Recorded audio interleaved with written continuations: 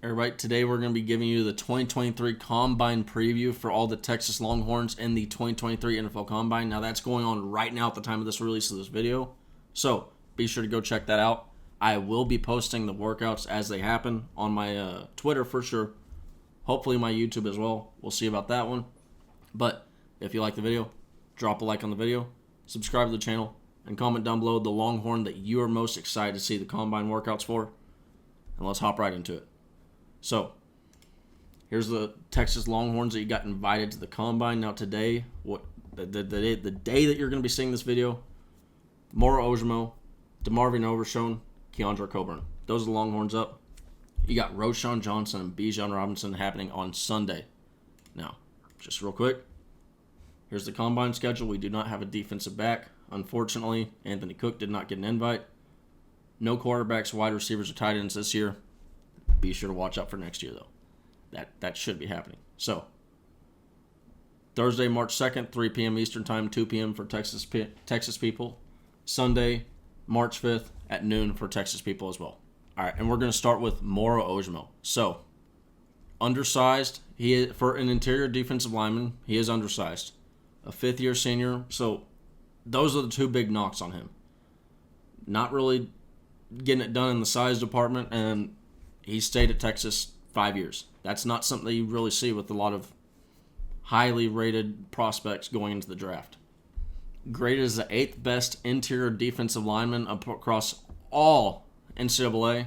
Now that's according to Pro Football Focus with a 90.6 grade. He finished the season with 32 tackles, 16 of those being solo, 6 tackles for loss, and 3 sacks. He had a solid Shrine Bowl week, impressing some teams, so there should be a team out there that's impressed enough with him. And if he goes out there and puts out a good combine, he could really... That Shrine Bowl week really could have done something for him. And then the combine could essentially confirm that for a team, and that could really boost his grades, boost his draft stock. The Shrine Bowl week alone did already boost that a little bit. He is best in his run defense, and right now he's got a 3rd to 5th round grade projection. So 3rd round upside, 5th round on the low side. That's something nice to see. And you're going to see this is a common thing with Texas Longhorn players. Keondre Coburn, moving over to him now. The exact opposite. He is oversized. He is not undersized. He is oversized. Some good numbers on testing with Keondre Coburn could do the world for him. If he go, and I'm not saying it's going to happen. I'm not at all. But if he goes out there and runs a nice 40 time, teams will be like, that is a big dude moving awfully fast. So, some good numbers could really do the world for him. 5th-year senior as well. Graded as the 84th best interior defensive line according to Pro Football Focus, a 77.1 compared to Moro Ojomo's 90.6. 24 tackles, 13 of those solo, 3 tackles for loss, and 1.5 sacks. Now compare that with Moro Ojomo, 32 tackles, 16 solo, 6 tackles for loss, 3 sacks. I mean, they're not far behind. They're not far off from each other. So as far as production numbers in the season, I mean, Moro Ojomo and Keondre Coburn, their years weren't that much different, but it just goes to show how much athleticism matters to these guys in the NFL. And then his draft grade is a 4th to 6th round draft projection. Can't talk right now. Now, moving over to DeMarvion Overshown, the last guy going on the first day of the Combine, March 2nd. Spun down from safety. So, there is that, question mark. Is it, how well can he develop? I'm trying to put that into words right there. But 5th-year senior, so those are the negatives on him. Recorded 96 tackles, including 10 tackles for loss, 4 sacks with 5 pass deflections. He had a really, of all the guys, he had a really good Senior Bowl week. Got to do the full week. And his athleticism paired with that, similar to Moro Ojomo, could really boost his draft stock. Right now, he's sitting at a 2nd to 4th round draft projection as well as Moro Ojomo. So, second round upside. This is cool stuff to see with DeMarvion Overshown. That's awesome to hear. And then he's also got a baby on the way. He just had his baby last year in the middle of the season. So it's cool to see for all these Longhorn guys going and seeing some success, and then also seeing their potential realized, not just on the field, but in the draft. All right, moving over to Roshon. Started his career as a quarterback before turning into a running back out of necessity and became a legit NFL running back. So, Longhorn fans, y'all are 100% familiar with this. It's been said a million times, but to anybody that's not a Longhorn fan and wants to know about Roshon Johnson, hadn't played running back since middle school.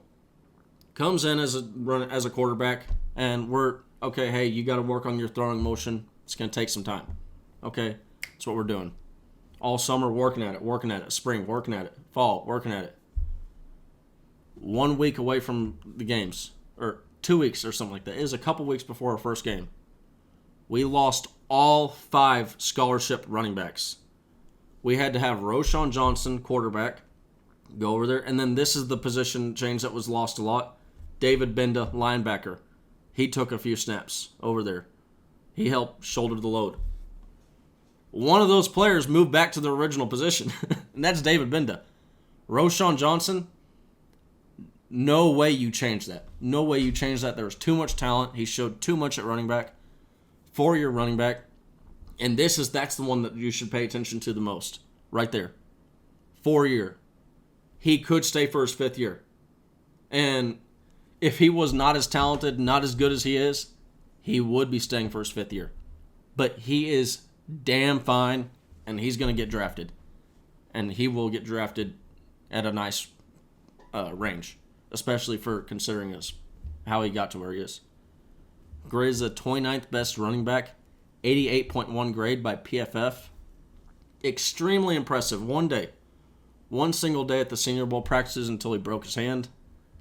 He was making all the other running backs just look like absolute, I don't want to say bums, but there was a tweet out there that was saying, hey, one running back looks impressive, all others afterthought.